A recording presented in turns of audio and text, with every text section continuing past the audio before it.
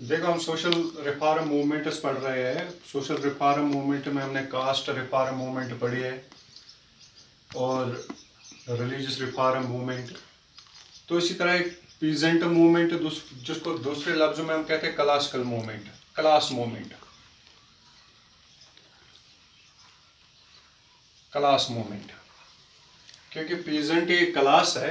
देखो, peasant movement, peasants are socially and economically marginalised, यानी वो तबका जो सोशली और इकोनॉमिकली पिछड़ा हुआ तबका है, जो मैन स्ट्रीम के साथ कनेक्टेड नहीं है, जो socially and economically exploited by rich upper caste classes. यानी जो अपर कास्ट क्लास है, they were the land owners, they were the money lenders, and that is why this peasant class are socially and economically marginalised. यानी वो class जो socially and economically marginalise हुआ है, क्योंकि जो अपर कास्ट थे वो लैंड ओनर्स थे, या जो मनी लैंडर्स थे सोसाइटी में, which also belongs to the upper caste. इन लोगों ने एक्सप्लॉइट किया पीजेंटों को, क्योंकि ये पीजेंट जो थे, यही जो अपर कास्ट के लोग थे, यही जमींदार हुआ करते थे, यही अपर क्लास के लोग जो थे, यही एक्सप्लॉइट करते थे लेबर्स को, और labours class belongs to the peasants.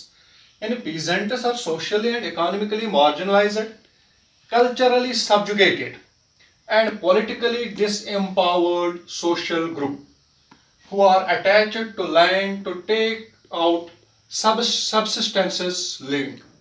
यानी वो तबका जो इकोनॉमिकली सोशली मार्जिनलाइज्ड है, कल्चरली सब्जुगेटेड, यानी कल्चरली भी दे आर सब्जुगेटेड। यानी इनका कल्चर जो है, जो अपर कास्ट के लोग थे, they were subjugated, they are culturally subjugated, they are not organized, they are not in a power, or we say that they are being exploited in different ways.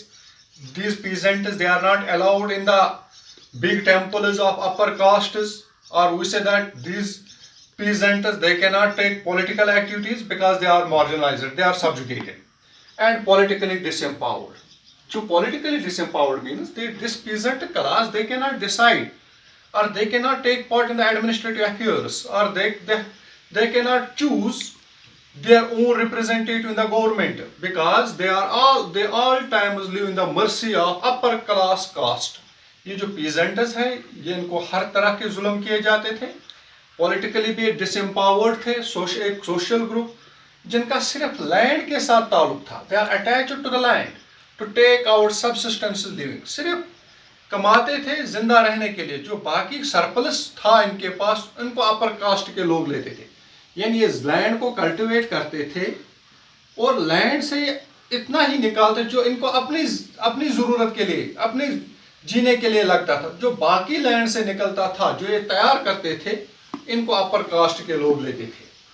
peasants are the people peasants are the people who are engaged with agriculture। peasant हम उन लोगों को कहते हैं जो engage है agriculture के साथ, जमींदारी के साथ, और प्रोडक्ट्स, एग्रीकल्चर प्रोडक्ट्स। क्योंकि जब हम पीजेंट को देखते हैं कि पीजेंट सिर्फ लैंड को कल्टिवेट नहीं करते थे, in agriculture there are so many things. कभी कभी पशुपालन भी हुआ करते थे, those who rear the cattles, those who rear the sheep, goats, और those who do the other agriculture activities. ये सारी चीजें जो है एग्रीकल्चर के साथ। With primitive means who surrender part of their, और it is equivalent to the landlords और द एजेंट्स ऑफ चेंज। यानी ये जो करते थे, ये अपना सब कुछ जो साल में तैयार करते थे, ये सरेंडर करते थे बिफोर द लैंड लॉर्ड के सामने सरेंडर करते थे।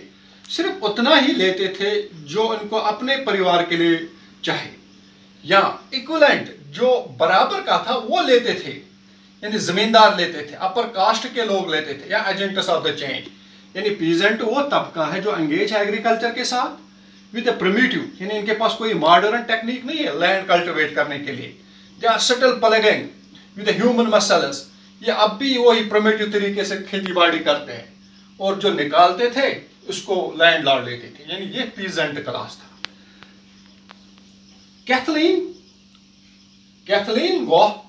कैथलीन गो एक सोशल साइंटिस्ट है।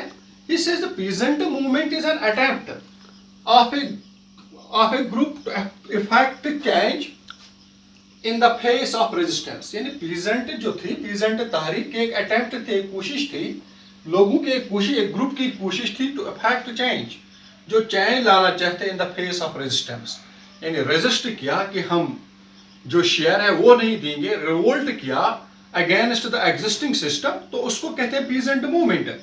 The term peasant movement refers to all kinds of collective attempts either to change exploitation agrarian system or change it for the betterment। यानी peasant movement वो तहरीक है, all kinds of collective efforts, वो सारे efforts, collective efforts, group efforts, either to change, जो change लाना चाहता है exploiting system, जो एक्सप्लॉयटेशन एग्रेरियन सिस्टम थे, जो जमींदार इनको एक्सप्लॉयट करते थे, जो अपर कास्ट के लोग एक्सप्लॉयट करते थे, इसमें ये चेंज लाना चाहते, और चेंज फॉर इट बेटरमेंट, या ये चेंज लाना चाहते थे अपनी भलाई के लिए, बेटरमेंट, जो एक्सप्लॉयट होते, सप्रेस होते थे, उसमें ये चेंज लाना चाहते थे। The most peasant movement start in 19th century, among which the most military movements, जो 19th century में हम देखते हैं कि पीजेंट मूवमेंट शुरू हुई, ये मिलिट्री मूवमेंट थी, ये इट इज द रेबलन, ये तहरीक शुरू with arms was like that the indigo revolt of 1859-1860 in Bengal. Indigo revolt हुआ, एक मिलिट्री रिवोल्ट हुआ, पीजेंटों ने शुरू की, क्योंकि यही बेस है बाकी रिवोल्यूशंस की।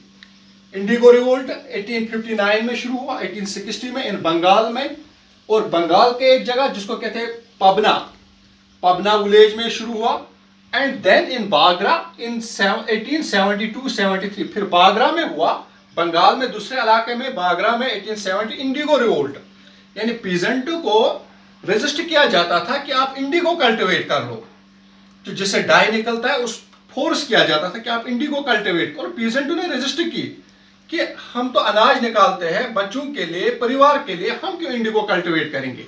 इन this way they start the armour revolt. इसी तरह इन 19th century these revolutions was against the zamindari system.